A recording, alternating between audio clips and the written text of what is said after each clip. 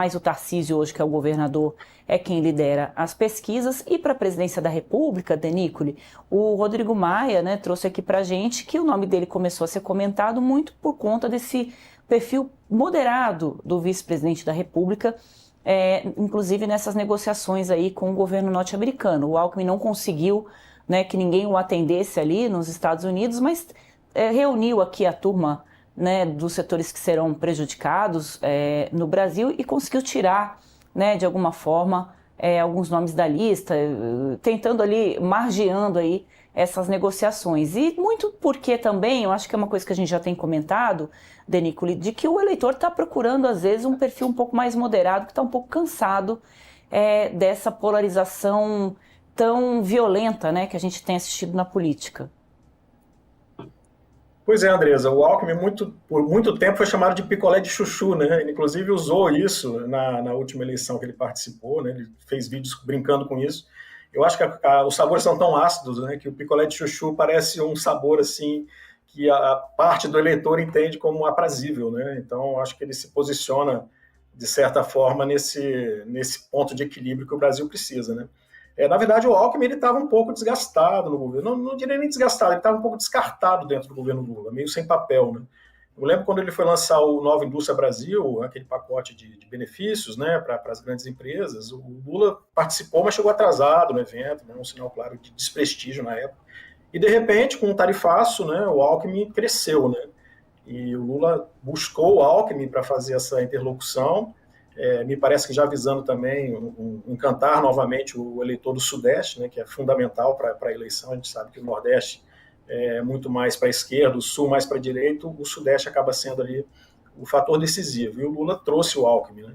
E, enfim, ele cresceu, né, ele tem pontuado adequadamente assim, nas pesquisas, ele não está morto politicamente em São Paulo, né, ele surpreende, inclusive, porque nós temos em São Paulo um governador bem aprovado, mas o Alckmin, quando entra no cenário, pode provocar um segundo turno, e em segundo turno é uma nova eleição, tudo pode acontecer. Né? Então a gente foi dar uma olhada aqui nas redes, né, para ver como é que estão os sentimentos relacionados ao Alckmin. Né? E o Alckmin Interessante é observar ativo nas redes, né, Denícoli? Ele tem um Instagram ali que ele faz umas brincadeiras ali, ele consegue ter uma comunicação nas redes sociais com uma linguagem de rede social, né? Não me parece uma coisa forçada, mas o que o Denícolo vai levantar para a gente não é com relação às redes do Alckmin, é com relação ao que as pessoas enxergam do Alckmin e estão comentando por aí. Né?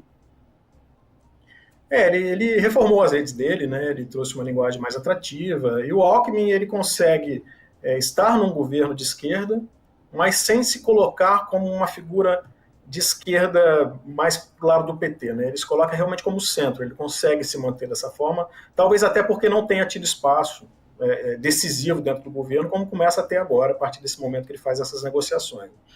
Mas, de uma forma geral, a gente observa que o Alckmin tem uma aprovação de 43,7%. Isso são dados dos últimos 7 dias, né? A gente olhou Instagram e X, cerca de 23 mil menções para a gente observar, então 43,7% de aprovação, 38,1% de rejeição e 18,2% de neutro. Ou seja, ele é mais aprovado do que reprovado, mesmo dentro desse cenário extremamente polarizado. Né? E quando a gente olha dentro dos espectros, né, para ver direita, esquerda e centro, como é que está a aprovação dele, a gente observa que à direita ele tem 20,8% de aprovação. Pelo passado, pela formação dele, pelos governos que ele fez em São Paulo, né? Então ele entra bem nessa direita que é mais uma direita que é mais atenta ao centro, digamos assim, apesar de que a rejeição é bastante alta, 62,4%, e 16,8% da direita vem de forma neutra. Quando a gente vai para a esquerda, é uma coisa curiosa, ele tem 49,1% de aprovação e 31,7% de reprovação. E é curioso que a gente tinha dados do Alckmin, não vou me recordar exatamente os números, mas houve um crescimento da rejeição do Alckmin à esquerda justamente pelo posicionamento que ele toma, pelo protagonismo que ele começa a desenhar, principalmente no cenário de São Paulo. Então, parte da esquerda não engole o Alckmin até hoje, acho que foi um casamento forçado ali com o Lula, entende o Alckmin como algo que tem que ser mantido em uma certa distância, né? Eu acho que isso até inviabilizaria de repente, uma candidatura do Alckmin, a sucessão do Lula, não me parece que isso vai acontecer com essa rejeição que ele tem dentro da esquerda. E 19,2% da esquerda vem como neutro. Então, apesar dele ter se aproximado do Lula, ele mantém ainda uma admiração dentro da direita e uma rejeição dentro da esquerda. É claro que em proporções, enfim, que se desenham de acordo com o posicionamento que ele está agora como vice-presidente do governo do PT.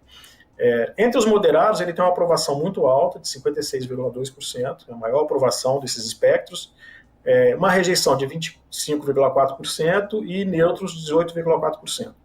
Então a gente observa que ele é um candidato de centro, ele é identificado com o centro, os moderados aprovam massivamente, a esquerda também aprova, mas com uma rejeição mais alta, e a direita reprova, mas também com uma aprovação considerável para um candidato um político, né, que hoje é vice-presidente no governo de esquerda, né. Então o cenário do Alckmin é um cenário meio incógnito, né, ele é um coringa, ele pode se moldar, né, de acordo com os ventos eleitorais, ele pode se tornar um pouco mais para a direita, um pouco mais para a esquerda, que é bem típico de um candidato de centro.